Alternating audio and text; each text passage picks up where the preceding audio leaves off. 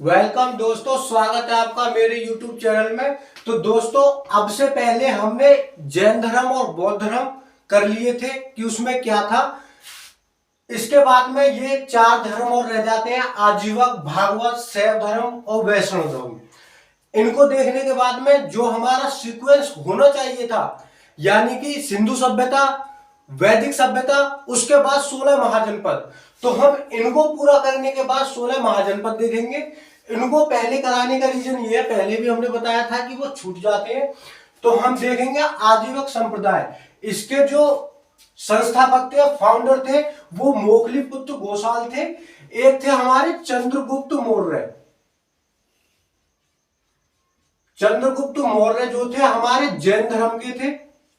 आपको हमने बताया था कि भद्रबाहु के नेतृत्व में कर्नाटक चले गए थे और इनके पुत्र थे बिंदुसार। ये आजीवक धर्म के मानने वाले थे और इनके भी पुत्र थे अशोक। ये बौद्ध धर्म के मानने थे। एक ही परिवार में तीन तीन चार चार धर्म माने जाने वाले ये धर्म थे, यानी कि इनके दादा जैन धर्म, इनके पिता आजीवक धर्म। इनके पिता आजीवक धर्म के मानने वाले थे, इसीलिए इन्होंने बिहार के गया में स्थित बराबर की पहाड़ियों पर, ये पहाड़ियों का नाम है, बराबर की पहाड़ियों पर चार चार गुफाएं बनवाकर इन्होंने आजीवक संप्रदाय को दान में दी। वो चार जो गुफाएं उनकी जो हम जिक्र करेंगे, वो जब हम मौर्य वंश पढ़ाएंगे, मौर्य डायनेस्टी पढ़ाएंगे और उसमें पढ़ाएंगे अशोक, वो करेंगे। फिर भी एक बार मोटे तौर पर देख लेते हैं। सुदामा, पहली गुफा का नाम सुदामा, दूसरी का कर्ण, सुदामा, कर्ण, चोपड़ा, विश्व झोपड़ी,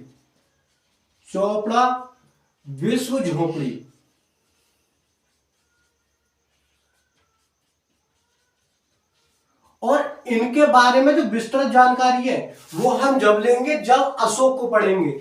अशोक ने अपने पिता बिंदुसार आजीवक संप्रदाय के मानने वाले थे, इसीलिए गया में बराबर की पहाड़ियों पर सुदामा, कर्ण, चोपड़ा, विश्व झोपड़ी नामक चार गुफाएं। उसके बाद भागवत धर्म हम देख लेंगे। तो ये जो भागवत धर्म है रिलेटेड टू हिंदुइज्म, ये हिंदू धर्म से ही रिलेटेड है। इनके जो फाउंडर है वासुदेव है, इनमें ज्यादा कुछ देखना नहीं है। ये लोग बलि और हिंसा से बहुत दूर रहते थे, यानी कि ये बलि पर इन्होंने रोक लगा रखी थी और हिंसा पर रोक थी। इसमें केवल पूजा पाठ भक्ति होती थी।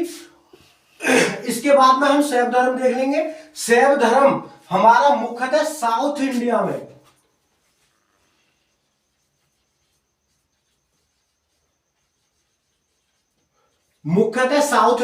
ये माना जाने वाला धर्म है।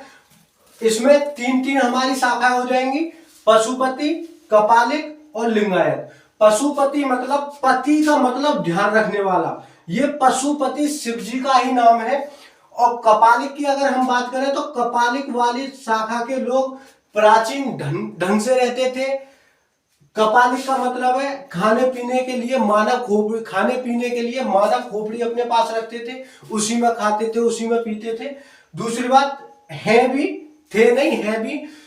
जब कोई मर जाता है, उसकी चिता में जब चिता जलती है उसकी, तो चिता से उनकी अस्थियों का भस्म लेकर अपने शरीर पर लगा लिया जाता था। नागा बाबा होते हैं। दूसरी बात, अगर हम लिंगायत की बात करें तो लिंगायत ये सबसे ज्यादा साउथ इंडिया में भी अगर हमें देखने को मिलेंगे तो ये कर्नाटक में मिलेंगे। लिंगायत धर्म, ये लिंगायत वाले लोगों को, लिंगायत शाखा मानने वाले लोगों को एक अलग ही धर्म की मान्यता मिल गई है। वो अलग धर्म की मान्यता मिलने का एक ही रीजन है कि ये जो अंत्योष्टि कार्यक्रम हमने आपको बताया था कि जलाने की जगह पर ये दफनाने लगे थे लोगों को। ये जो अंतिम संस्कार करते हैं, जलाने की जगह पर लोगों को दफना देते हैं। लेकिन शिव जी की पूजा ये भी करते हैं। अलग धर्म है, लेकिन शिव की पूजा ये भी करते हैं, जलाने की जगह पर दफना देते हैं।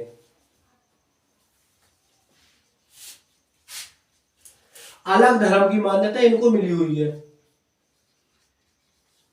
इसमें शैव धर्म में 3 शाखाएं हम पढ़ेंगे। पशुपति, पहले पशुपति, इनको पंचारथी धर्म भी कहते हैं। एक पॉइंट लिखिए, पंचारथी, क्योंकि कहीं भी अगर पंचारथी आ गया तो आप भूल जाओगे अगर हमारी वीडियो देख के पढ़े होगे तो। दूसरी शाखा कपालिक, कपालिक बताया ये प्राचीन ढंग से रहते थे। नागा बाबा है, भस्म लगा के रहते हैं चिता की अस्थियों की। दूसरी बात, खाने के लिए मानव खोपड़ी का इस्तेमाल करते हैं। लिंगायत सर्वाधिक कर्नाटक में मिलेंगे, साउथ इंडिया में भी। पशुपति शिव की पूजा तो करते हैं, लेकिन अलग धर्म की मान्यता मिली हुई है, क्योंकि ये जलाने की जगह पर दफनाने का काम करते हैं। उसके बाद में हम वैष्णव धर्म की बात करेंगे। तो वैष्णव धर्म को मानने वाले वैष्णवी कहलाते हैं। वैष्णव धर्म नॉर्थ इंडिया में, उत्तरी भारत में माना जाता है। वैष्णव धर्म ये बिल्कुल अहिंसावादी होते हैं, शुद्ध शाकाहारी होते हैं। होटल रेस्टोरेंट पर लिखा होता है वैष्णवी होटल, मतलब उसमें यह है कि उसमें अंडे तक का आपको प्रयोग वहां देखने को नहीं मिलेगा। इसमें विष्णु भगवान की आराधना, विष्णु भगवान की आराधना देखने को मिलेगी। विष्णु भगवान के 10 जो रूप हैं, 10 विष्णु भगवान के 10 अवतार माने जाने वाले हैं। इसमें 10वें अवतार महात्मा बुद्ध को मानते हैं कि 10वां अवतार है महात्मा बुद्ध।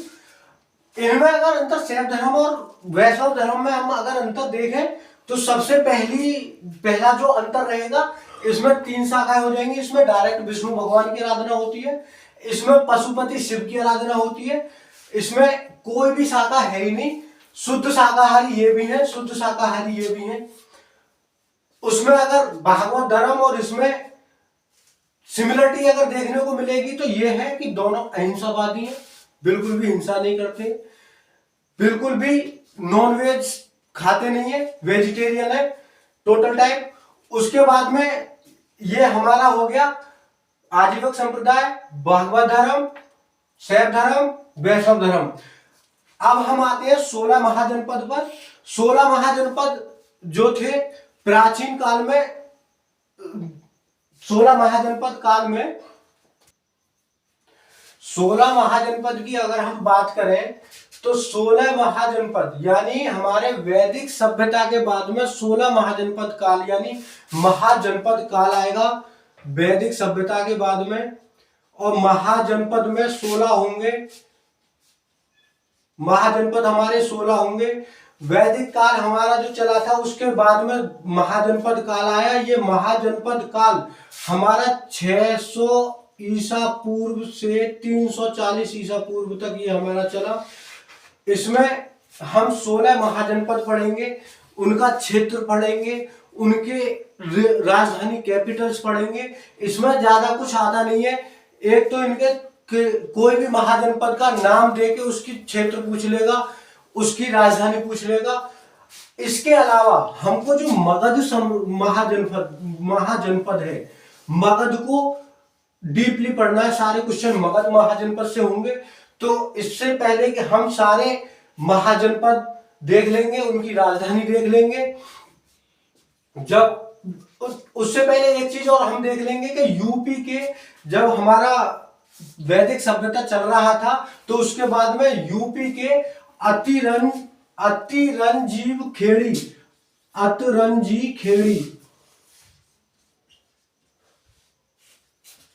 यूपी के अतरंजी खेड़ी में लोहे का खोज हो गया था। लोहे की खोज के बाद में लोग औद्योगिकरण की ओर अग्रसर हो गए।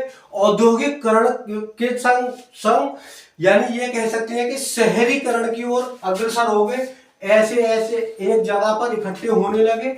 जब ये शहरीकरण की ओर अग्रसर होने लग गए तो 4 यानी कि 16 महाजनपद की स्थापना हमारी इस प्रकार होती है। ऐसे करके 16 महाजनपद होते हैं। हम पहले 16 महाजनपद का राज्य क्षेत्र देख लेंगे, उनका विस्तार देख लेंगे, उनकी कैपिटल से देख लेंगे, राजधानी देख लेंगे। उसके बाद में हमारा महाजनपद मगध चलेगा, और मगध महाजनपद ही इतना अच्छा आपको लगेगा पढ़ने में, आप देखेंगे कि हाँ बाकी में महाजनपद है। तो दोस्तों महाजनपद देख लेंगे हम, 16 महाजनपद।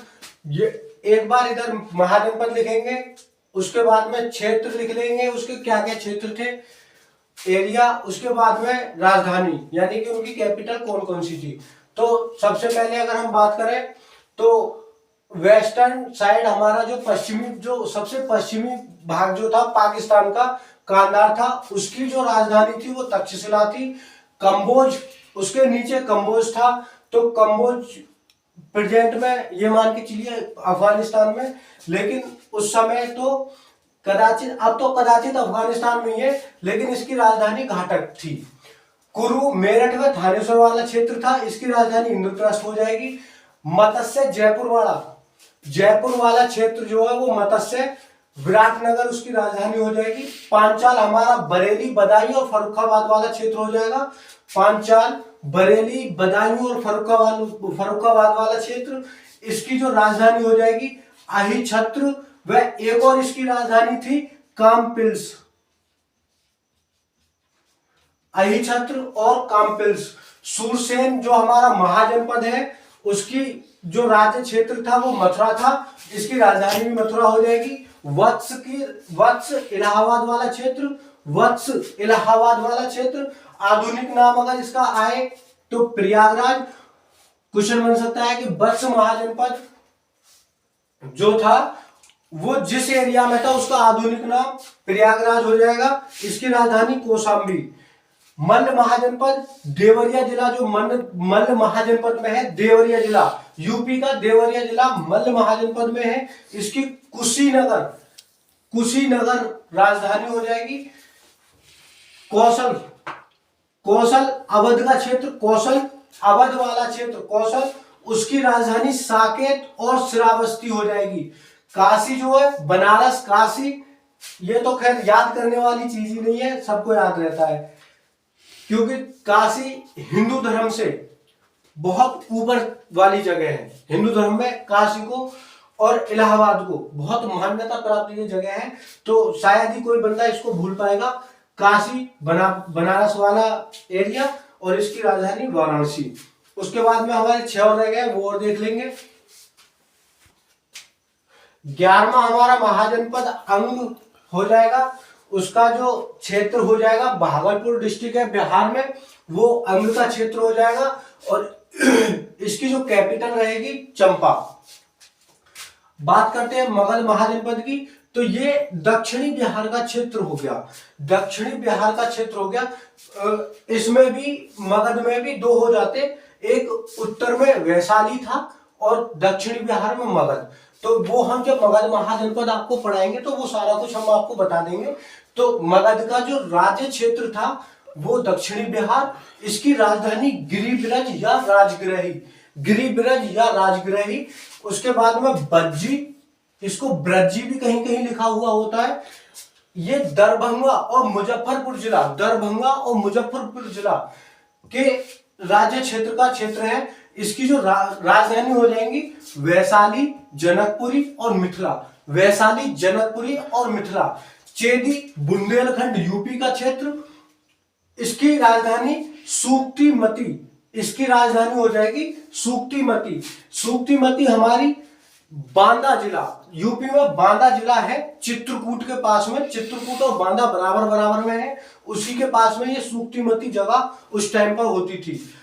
अस्मक महाजनपद, अगर हम अस्मक की बात करें तो ये गोदावरी नदी घाटी, गोदावरी घाटी का क्षेत्र अस्मक हो जाएगा, उसकी कैपिटल पांडियन हो जाएगी, पांडियन।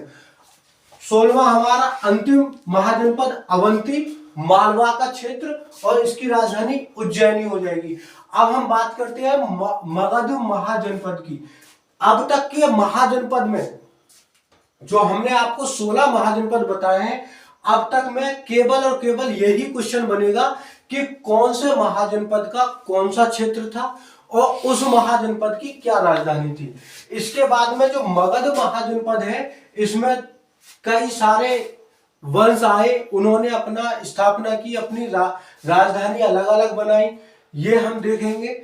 इसमें ये देखेंगे कि राज तो किसी भी वंश का चला है, लेकिन क्षेत्र जो बढ़ गया है सो बढ़ गया है, लेकिन एक बार घटा भी है, उसकी हम बात कर लेंगे। जैसे कि अभी हमारे हिंदुस्तान पर बीजेपी की सरकार है, नरेंद्र मोदी साहब हैं। उसके बाद अगर सपोज करिए अगर कांग्रेस आ जाता है तो ना तो भारत छोटा हो जाएगा, हो सकता है बड़ा ही हो जाए। जैसे कि कभी सिक्किम हमारे देश का हिस्सा नहीं था, लेकिन अब हिस्सा है सिक्किम भी। तो इसी बात पर हम चर्चा करेंगे कि मगध जो महाजनपद था उसका जो राज्य क्षेत्र था विस्तार हुआ कैसे हुआ, और एक बार घटा भी है उसका विस्तार जब कलिंग अलग हो गया था। कलिंग के राजा खारवेल ने कलिंग अपना अलग कर लिया था। तो हम सारी चर्चा करने वाले हैं। तो मगध महाजनपद में 7 डायनेस्टी यानी कि 7 वंशों ने उस पर राज्य किया। अभी उसकी चर्चा अभी करते हैं। तो चालू करते हैं हम मगध महाजनपद। मगध महाजनपद, हम अगर मगध महाजनपद का फाउंडर देखें, संस्थापक देखें, तो अगर हम वनडे एग्जाम की तैयारी करते हैं तो उसमें तो नहीं, लेकिन यूपीएससी जो पूछेगा या बीपीएससी या स्टेट पीसीएस कोई भी पूछेगा तो ब्रदरथ इसके फाउंडर माने जाते हैं, लेकिन ये एक्चुअल फाउंडर इनके माने नहीं जाते, वास्तविक फाउंडर नहीं माने जाते। फिर भी हमको इसमें 4 नामें याद कर लेनी है। अगर वास्तविक फाउंडर के नाम से आएगा तो हम कभी इस पर टिक लगा के नहीं आएंगे। फिर भी हम देख ले रहे हैं ये वास्तविक फाउंडर क्यों नहीं माने जाते, क्योंकि इसका एक ही वो है रीजन कि इसमें कोई भी ठोस ऐतिहासिक साक्ष्य नहीं मिला है कि बृहद्रथ ही मगध महाजनपद के फाउंडर थे, संस्थापक। तो बृहद्रथ हम देखेंगे, बृहद्रथ के बेटे थे जरासंध।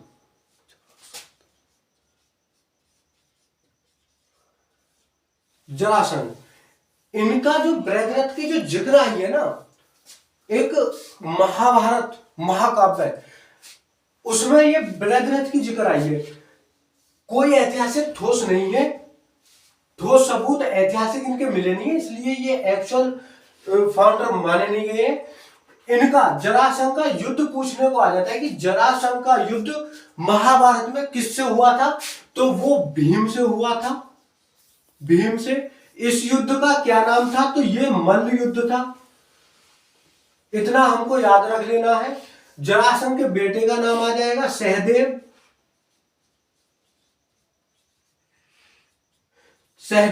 ये सहदेव जरासंध के पुत्र हैं, ना कि पांडवों में जो सहदेव नकुल ये थे। ये सहदेव पांडव वाले सहदेव बिल्कुल नहीं है, ये जरासंध के पुत्र हैं। इनके बाद में इनके पुत्र रुपुंजय हैं। रुपुंजय, बस बृहद्रथ के बारे में इतना कुछ याद रखेंगे, इसके अलावा कुछ नहीं। और जो ऐतिहासिक ठोस वंश है, जिन वंशों का ऐतिहासिक ठोस सबूत मिला है कि ये ही महाजनपद पर राज करके गए हैं, उनकी एक शॉर्ट ट्रिक है हसीन मशूक़। हम सारी घटना हसीन मशूक़ शॉर्ट ट्रिक से करेंगे, सीखेंगे। हर्यक वंश, हसीन, हा से हर्यक वंश, शिशुनाग वंश, नंदवंश, मौर्य वंश, शुंग वंश, कर्ण वंश और सातवाहन वंश। तो हम देखेंगे पहले हर्यक वंश। जो ऐतिहासिक ठोस सबूत मिले हैं वो हर्यक डायनेस्टी के मिले हैं। संस्थापक हर्यक डायनेस्टी के बिंबिसार थे। हर्यक डायनेस्टी के संस्थापक जो थे वो बिंबिसार थे।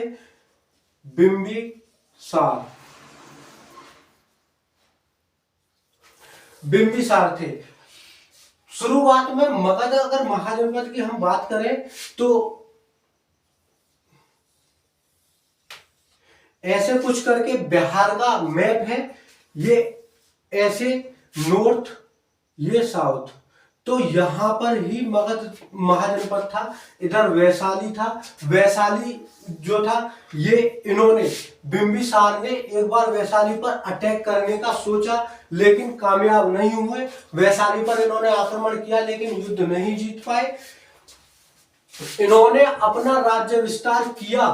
राज्य विस्तार करने के लिए ये ऐसी कन्या देखते थे कि जिनका भाई ना हो, उनसे शादी करके ये अपना राज्य विस्तार करते थे। राज्य विस्तार करने के लिए ऐसी कन्या देखते थे जिनका भाई ना हो। ऐसी कन्या जिनका भाई ना हो उनको कहा जाता है नवर्षा कन्या। नवर्षा कन्या से ये शादी करके अपना राज्य विस्तार करते थे। इन्होंने मगध महाजनपद का विस्तार अवंती को मिलाकर भी किया। यहाँ पर मगध, यहाँ पर अवंती। अवंती के राजा उस टाइम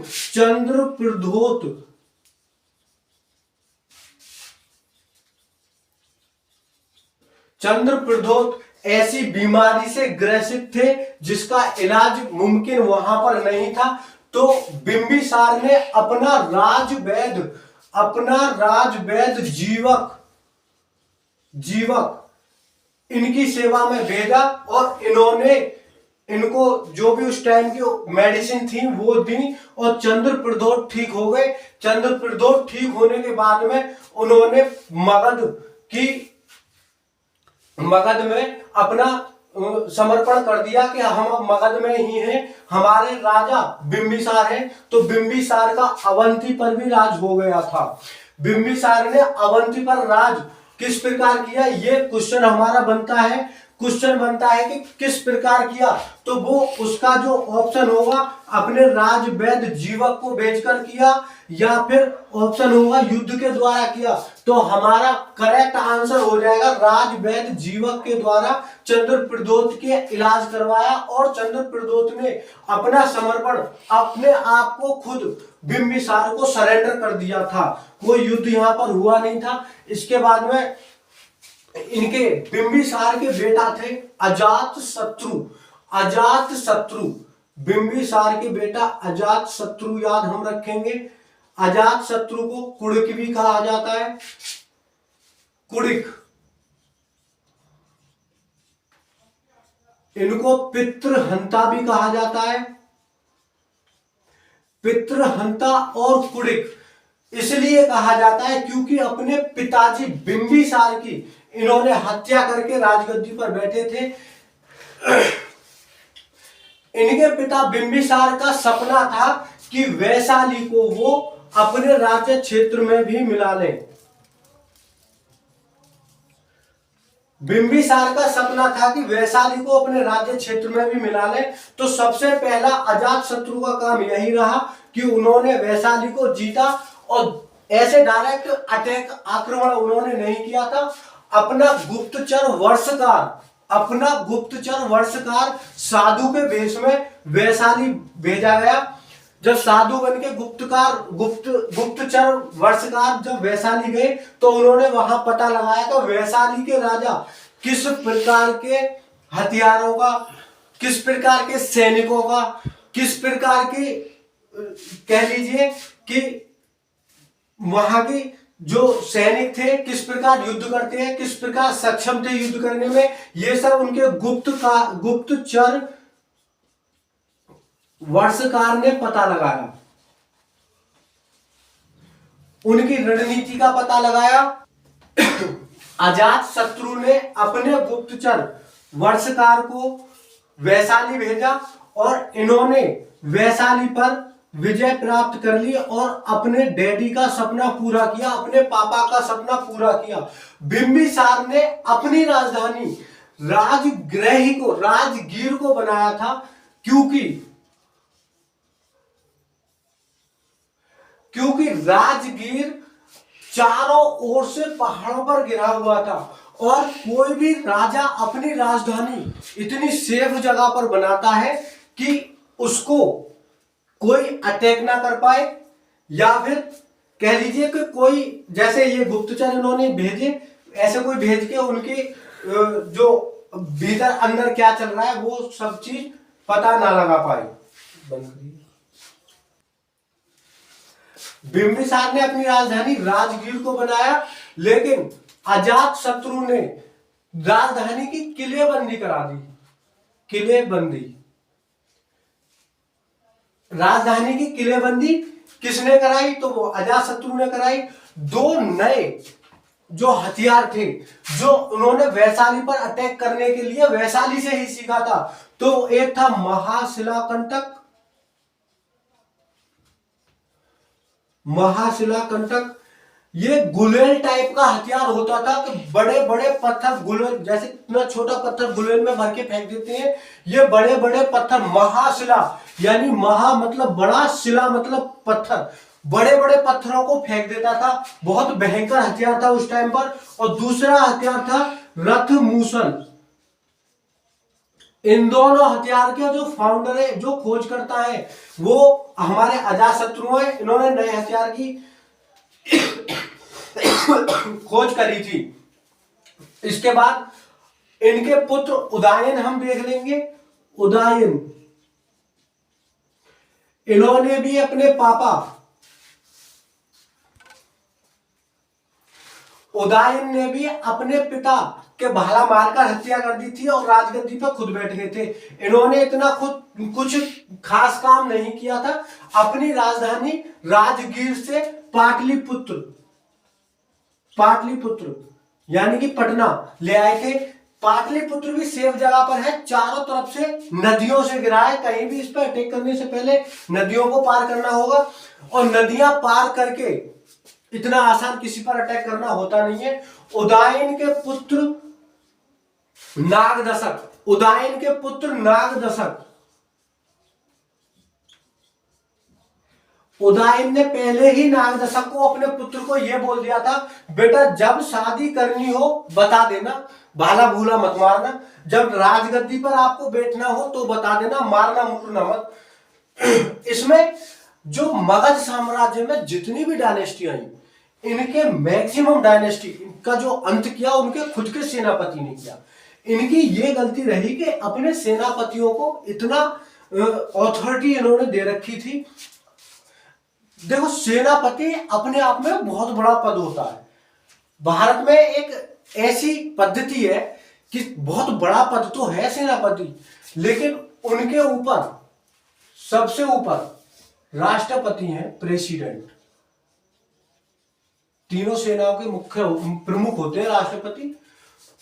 उसके बाद में भी सीडीएस हो जाएंगे। राष्ट्रपति के बाद में तो रक्षा मंत्री हो जाएंगे, रक्षा मंत्री। उसके बाद में सीडीएस हो जाएंगे, chief defence system staff, sorry. इसके बाद में थल सेना प्रमुख, नौसेना प्रमुख और जल सेना प्रमुख। अब ये जो थल सेना प्रमुख है यानी सेनापति थल सेना का, नौसेना वाले को ऑर्डर नहीं दे सकता कि तुम जाओ और वहां पे अटैक करो। इसको पहले सीडीएस को सिफारिश करनी होगी। जब सीडीएस इनको करेंगे, ऐसे ये इनको करेंगे, ये इनको करेंगे। तो ये पद्धति जो हमारे यहाँ पर, ये जो सिस्टमेटिक ढंग से जो रक्षा का प्रावधान है, ये बहुत ही ज्यादा सक्सेसफुल मैं मानता हूं, बहुत ही ज्यादा सिक्योरिटीफुल है। इससे किसी को कोई हानि नहीं होगी, और एक दूसरे से उच्च श्रेणी के लोग हैं तो कहीं गलती भी करने का कोई चांस नहीं रहेगा। यहां पर क्या होता था कि डायरेक्ट सारी जो शक्ति होती थी सेनापति के हाथ में दे देती थी। शक्ति का मतलब ये नहीं कि नागदशक यानी कि वहां के राजा को ये बोल देंगे कि चल भाई मुर्गा बच्चा ना। शक्ति, सैन्य शक्ति केवल उनके हाथ में रहेगी, सैन्य शक्ति सारी इनके हाथ में रहती थी। तो ये जो इनके सेनापति जो होते थे, कह देते थे कि चलो एक काम करो, महाराज जी को निपटा दो और तुम्हारी मैं पगार बढ़ा दूंगा और मुझे राजगद्दी बैठा दूंगा। तो इसके जो सेनापति थे, नागदशक के जो सेनापति थे वो शिशुनाग थे। शिशुनाग ने नागदशक का वध कर दिया, मार दिए थे ये, और अपना नई डायनेस्टी शिशुनाग वंश यानी शिशुनाग डायनेस्टी की नई स्थापना करी। नागदशक हर्यक वंश के सबसे नाकाबिल यानी कि अयोग्य शासक रहे थे। माना गया है कि हर्यक वंश के सबसे अयोग्य शासक नागदशक थे, इसीलिए इनके शिशुनाग, ये माना भी इसीलिए गया है क्योंकि इनके जो शिशुनाग सेनापति थे इन्होंने इनकी हत्या कर दी थी। कल की क्लास में हम शिशुनाग डायनेस्टी पढ़ेंगे। जब तक के लिए आप बने रहिए हमारे चैनल पर। धन्यवाद।